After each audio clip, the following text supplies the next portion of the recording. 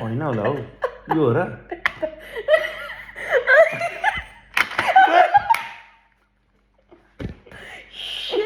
गइस् नि होइन I lost.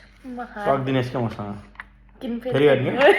गरम सुरुमै पर्ला भन्ने पिट्ला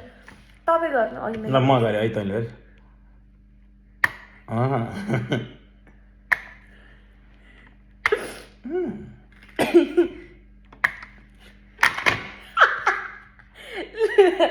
वान लास्ट टाइम